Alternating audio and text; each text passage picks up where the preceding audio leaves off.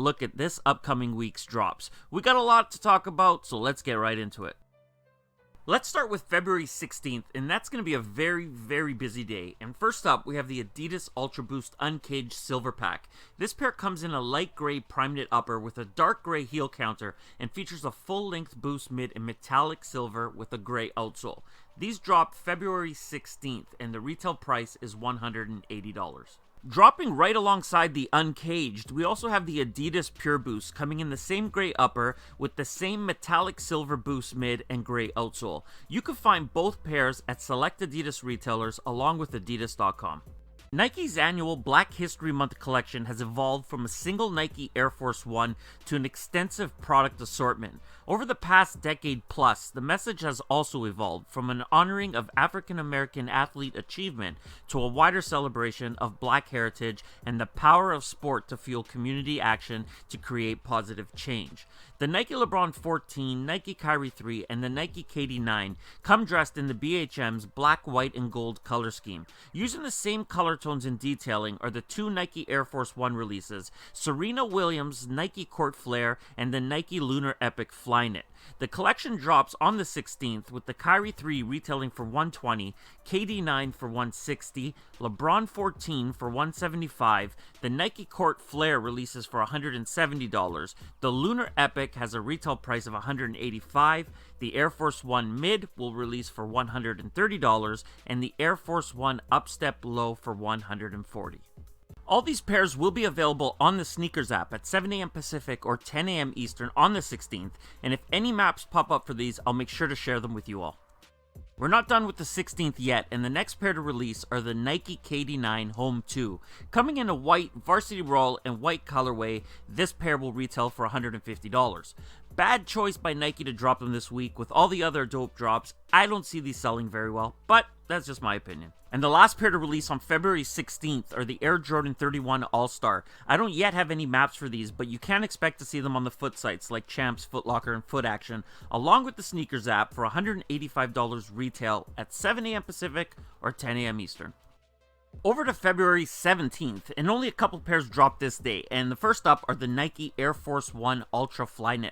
I like this colorway. It's a clean black Flyknit upper with 3M detailing and a black outsole. Find these on the Sneakers app for $140. The next one is for Team Little Feet. The Air Jordan 1 Heiress comes dressed in a clean black and white colorway made up of premium materials and metallic hardware. Completing the look is a white mid and icy outsole, and if you could fit grade school or extended grade school sizes, you could pick these up for $140. We're still on February 17th, and next up is another one for Team Little Feet. This Air Jordan 6 Heiress also comes in a clean black and white colorway with the same premium build on the upper, same white mid, and same icy outsole as the ones. Both pairs will be available on Nike.com along with the foot sites, and they're looking to be a GR, but on the smaller end of one. So if you like these and you want to pick them up, I don't suggest you sleep.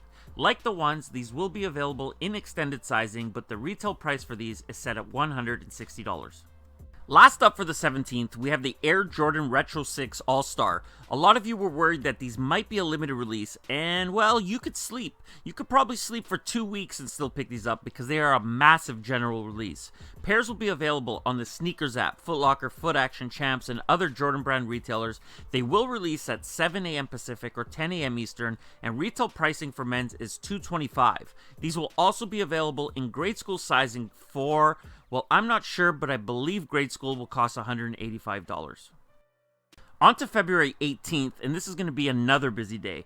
The first two pairs up on screen are the Air Max 2 Uptempo All-Star and the Air Max Uptempo 97 All-Star. Not quite sure of all the retailers selling these yet, but you can find them at select Nike basketball retailers for $140 and $160. The Nike 5 Decades of Basketball collection drops on the 18th, and the first pair from that collection up on screen are the Nike Blazer Studio Low.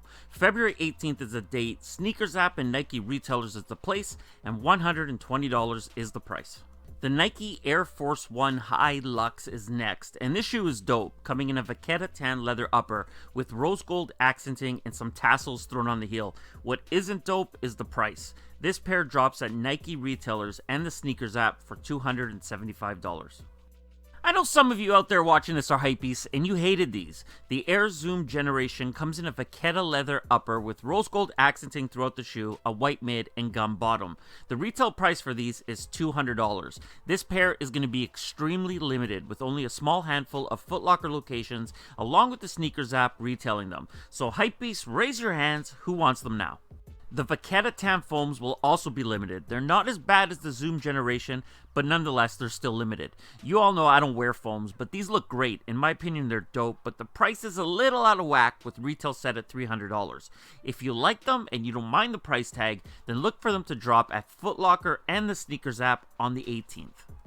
The next shoe for the 18th are the Air Jordan 13 Chicago. This pair will be available pretty much everywhere in huge quantities, and I was looking forward to them, but I decided I'm going to pass. I didn't notice this at first, but a friend of mine pointed out just how high the tongue is, and it's huge. It's really massive, so I'm good. You can find these at most Jordan brand retailers along with the Sneakers app at 7 a.m. Pacific or 10 a.m. Eastern for $190 in men's, $140 for grade school sizing, preschool drops for $80, toddler for $60, and crib sizes will retail for $50. And the last pair to release on the 18th are the Air Jordan 12 OVO. I hope you don't get tired of me saying this, but the shoe will be extremely limited, releasing at only one Flight 23 store in Chicago, although rumor has it they may also drop in New Orleans for the All-Star weekend. Today, OVO confirmed that they will also be available online at their website, and you could expect to see them on the Sneakers app as well. Retail price for these is $225. And the last drop of the week comes on February 19th when the Air Jordan 1 AllStars drop. Out of all the pairs we saw so far, this is my favorite and my one must-have. So far, only one map is available from Foot Locker, and they seem to be a decent-sized release, slightly bigger than what we saw with the bread and black toe ones from last year. Along with Foot Locker, I'll keep you all updated when the Foot Action map becomes available. These will also be available on the Sneakers app and retail set at $175. Good luck to everyone this week. It's going to be a busy one, and I hope you all cop what you want. Now on to sneaker news. Like I said earlier, we don't have much sneaker news, but let's start with Puma, and I really have no idea if this is something ladies would actually wear, but what we have on screen are the Puma Suede Heart Satin Valentine's Day.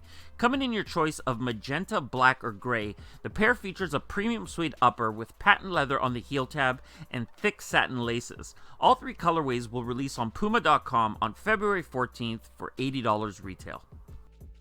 Over to Nike, and it looks like we will finally be seeing the Nike Air Vapor Max release. Although the date isn't yet known, it is expected that two pairs will drop in March in a pure platinum and white colorway or white and red.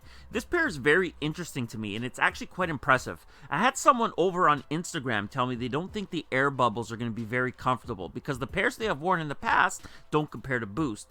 But that person forgot one thing. This shoe doesn't have a midsole.